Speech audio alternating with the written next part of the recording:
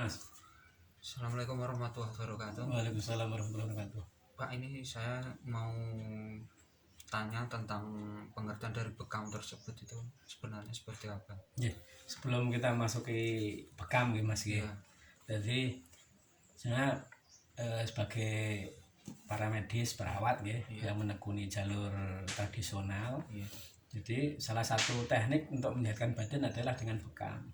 Tapi sebelum itu kita lihat dulu penyebab sakit ya. Penyebab sakit badan itu apa ya. Jadi di sini manusia itu terdiri dari pertama adalah kerangka badan, yaitu tulang. Dimana tulang itu penyangga badan itu harus sepan, harus pada pada posisi normal. Dimana tulang itu tidak normal atau ada pergeseran ya, maka otot-otot itu, otot kan pembungkus tulang kan Mas ya, itu ada tarikan ya, atau ada kekendoran ya. Ibaratnya seperti kemah gitu, ada cagak ini. Sebenarnya udah pas, tapi karena ini cagaknya doyong salah sebelah, maka ada yang tertarik. Ini tertarik karena ya, ini yang kendor gitu. Jadi di sini tulang bermasalah, otomatis otot bermasalah. Dari otot bermasalah sendiri menimbulkan masalah lain. Apa itu? Di sana ada pembuluh darah dan saraf. Ya. Jadi otot yang kenceng itu dia kalau ada pembuluh darah yang searah dengan otot, maka otot akan tertarik juga, akan memanjang. Otomatis dia akan ibaratnya selang kalau ditarik Mas, gepeng enggak Mas? Gepeng, otomatis pembuluh darah itu tidak akan bisa dilewati oleh kotoran darah. Sedangkan kotoran darah itu banyak, ada darah yang mati, ada kolesterol, ada gula, ada asam urat dan lain sebagainya. Itu akan menumpuk suatu tempat yang dimana pembuluh darah itu tidak lancar. Nah, dari pembuluh darah tidak lancar, ada kotoran darah, otomatis ini akan mengganggu apa? Sistem apa? Oksigen. Ada peredaran darah itu mengangkut apa? Nutrisi. Nutrisi sama oksigen tidak lancar, otomatis yang aliran darah yang mengarah kemana itu tadi akan mengganggu organ, menyumbat itu akan mengganggu organ yang dialiri, harusnya dialiri. Nah, seperti tumbuhan butuh air, tapi tidak dilirik air atau airnya kurang dari kebutuhan besarnya tumbuhan itu Mas. Bagaimana Mas? Akan layu, lama-kelamaan akan mati. Nah, begitu juga badan kita. Kalau tulang kita bermasalah, otot kita bermasalah, otomatis tadi ada tumpukan darah di satu tempat. Tumpukan darah itu menghalangi oksigen sama nutrisi. Itu akan membuat atau memperparah suatu keadaan organ, di mana organ badan atau anggota gerak kita atau organ dalam kita itu tidak teraliri oleh darah sehingga oksigen sama nutrisinya kurang. Yang lama-kelamaan akan menimbulkan sakit. Seberapa lama itu tidak ditangani maka akan menimbulkan keparahan yang berbeda-beda Mas. Itu jadi fungsi bekam adalah mengeluarkan darah dari secara kulit, lewat kulit kan, langsung dia disedot keluar. Itu fungsinya apa? Untuk memperlancar pembuluh darah yang ada. Itu. Jadi Rasulullah sendiri itu sunnah Nabi ya, karena di Arab itu ada penyembuhan itu cuma ada 3 ya, dulu itu nih. Satu herbal, diantaranya madu, yang kedua bekam, yang ketiga kai. Kai itu besi panas itu ditempelkan. Nah, itu jadi di sini selain herbal ada bekam. Nah, bekam itu mengeluarkan darah dari satu tempat untuk supaya peredaran darah itu lancar sehingga tubuh akan sehat. Kalau di kita kan masih banyak ada kerokan, ada pijet atau macam-macam bulan tulang juga banyak gitu. Jadi bekam itu salah satu salah satu cara supaya badan kita sehat. Adapun sebab yang lain bisa jadi di tempat yang sakit itu nanti ada gangguan setannya. Dan makanya kita lihat di TV atau di tempat rukyah itu, termasuk juga rukyah gitu, itu kita rukyah nanti ada reaksi luar biasa, dari sampai muntah-muntah, kesurupan dan sebagainya. Itu karena tempat yang sakit itu ditempati oleh setan gitu ya. Kemudian sakit juga disebabkan oleh emosional, dari pikiran, dari perasaan, karakter, sifat ya. Jadi banyak tertawa menyakiti jantung, nanti sering marah livernya kena, sering stres lambungnya kena, sering sedih paru-parunya kena, mungkin sering jengkelan pankreasnya kena, jadi sakit gula. Nanti dia sering takut, was-was, cemas, khawatir, ginjalnya kena. Nanti nggak bisa diatur, menang sendiri, merasa benar sendiri, nggak bisa diatur oleh atasannya gitu, kadang atasannya itu mungkin di dalam keluarga gitu, orang wanita dengan ibunya, dengan suaminya, dengan ayahnya, dengan walinya gitu akan tumbuh jadi tumor-tumor. Kemudian baru sakit, sebab sakit yang lainnya itu adalah dari pukulan entah benda tajam atau benda tumpul, ada memar dan luka. Kemudian baru ke nutrisi, orang sakit karena gizinya kurang, atau yang terakhir itu karena infeksi baik virus, bakteri, jamur gitu ya. Jadi bekam sendiri itu salah satu usaha supaya badan kita sehat dengan apa? Mencari sumbatan darah, sumbatan atau kotoran darah yang mengendap di suatu pembuluh darah, kemudian kita ambil gitu ya.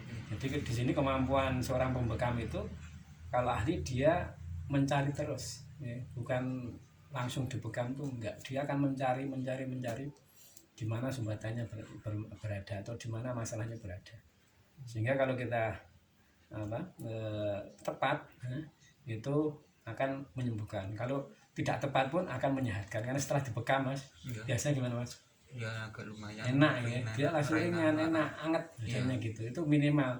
Tapi kalau tepat sasaran, tepat yang ada pembuluh darah yang tersumbat, maka akan menyembuhkan karena peredaran darah lancar gitu.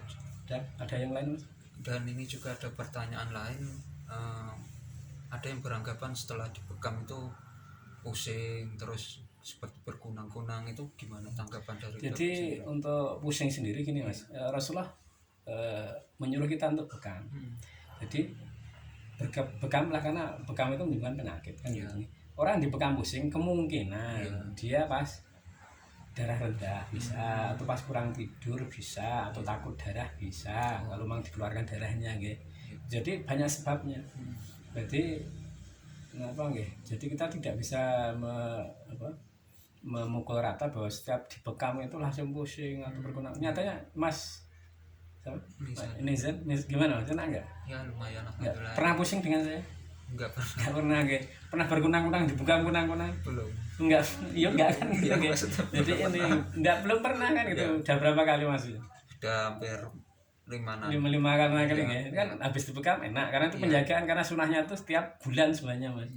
Nah, minimal ya maksimal itu 3 bulan sekali lah gitu. Kalau nggak bisa ya kalau bisa sebulan sekali di waktu setelah bulan purnama, kalau tidak bisa ya 3 bulan, atau kalau memang nggak bisa betul ya 6 bulan. Nah, minimal di servis badannya, kendaraannya di servis, ganti oli, harus di karburator bersihkan. Masa kita badan dipakai terus nggak pernah diservis kan gitu kan. Jadi servis badan itu ada dengan pijat, dengan dikerik, dengan dikerak, dengan kita goyangkan ototnya, itu dengan bekam itu. Atau kita kadang dicek apakah ada gangguan nggak, rukyah mandiri gitu. Oke, gitu. Ada yang lain? Terus itu pas pengambilan darah itu gimana Pak? Itu prosesnya itu pas sampai jadi masuk gini, kulit apa? Kita bekam itu utama kita kop dulu, karena fungsinya kop satu membuat pembuluh darah itu kopior mas, kayak rusak gitu. Nanti dalam itu kan supaya yang ngendap di pembuluh darah itu rusak kan gitu. Habis itu kulitnya akan terasa ringan nanti. Gitu. Kita ambil, kita tusuk dengan jarum bekam itu, kayak ada anestesi lokal, nggak terasa. Kita tipis sekali, jadi setelah kita buka nanti darahnya keluar, setelah itu nggak terasa gitu. Terasa sakit, walaupun sampai kena air pun nggak terasa perih. Berarti karena nggak sampai masuk ke kulit ya? Jadi kulit cuma buka kulit sedikit sekali, 0 berapa mili gitu, 0 sampai 0 berapa mili, kecil, tipis. Nah, gimana mas Mizan? Ya kalau saya sih biasa. Cuma nanti efek ya. Dari pembekaman itu kan ada penimbunan luka kan, kecil-kecil. Waktu mau nutup kadang-kala gatel. Gitu. Setiap luka itu kalau nutup biasanya gatel mas. Pernah korengan? Pernah. Nah itu kadang-kala gatel, tapi kadang-kala juga tidak. Gitu. Tergantung dari kulit. Tergantung orangnya. Dari kulit orang itu sensitif enggak gitu. Kalau enggak sensitif ya udah, habis bekam enak, enggak terasa apa-apa. Bahkan gatel pun enggak. Ya kadang-kala ada yang orang yang tidak biasa bekam itu kadang agak pegel-pegel mas, kok jarem gitu. Karena bekam sini kayak pijet. Gitu, ada orang dipijit tuh langsung enak, kan biasa pijet, tapi nggak biasa, wah kok sakit semua ya. Itu kadang-kadang seperti itu, tapi itu efek dari kita tunggu setelahnya itu kita enak gitu. Jadi semua penyakit ada risiko. disuntik juga sama, di medis itu dioperasi juga sakit, disuntik juga sakit gitu ya. Jadi semua ada risikonya gitu. Tapi sebenarnya kita tidak melihat risiko, tapi kita pikir akibatnya setelah itu bagaimana. Setelah disuntik ya enak, setelah dioperasi enak, sakitnya hilang. Tapi kan harus nahan sakit, harus kan gitu kan, luka apalagi mungkin kakak mas sesar gitu ya. Nah luka dulu sampai mungkin 1 bulanan juga nggak harus gitu. Badannya gitu. Kalau dibekam, dipijit, pegel 1, 2 hari, 3 hari, 4 hari, ya itu biasa. Gitu. Tapi kalau udah sering nanti salah kebiasaan nggak bakal sakit lagi. Gitu nih. Apalagi? Ya mungkin itu penjelasan singkat cukup, gitu, cukup sekian dulu. Jadi intinya tadi bekam itu mengeluarkan darah dari saluran darah yang tersumbat. Dengan bersihnya pembuluh darah itu maka akan membantu untuk proses penyembuhan secara sendiri, karena lancar antara oksigen sama nutrisi lancar. Tapi itu enggak sembarang titik ya Pak? Enggak sembarang titik, walaupun sekarang makanya gini dianjurkan untuk nyari pembekam itu yang ahli. Nanti bisa membedakan orang yang cuma sembarangan, karena untuk praktek bekam sini kan gampang, pelatihan itu cuma sehari 2 hari. Tapi kan dia kalau nggak punya modal dasar ilmu medis atau mencari titik sakitnya kan juga dia asal-asalan nanti. Gitu nggih. Gitu nggih. Terima kasih atas penjelasannya Pak. Dan waktunya. Nggih, semoga jangan juga sehat Mas. Semoga semua sakit diangkat oleh Allah Subhanahu wa taala. Terima kasih. Assalamualaikum warahmatullahi wabarakatuh.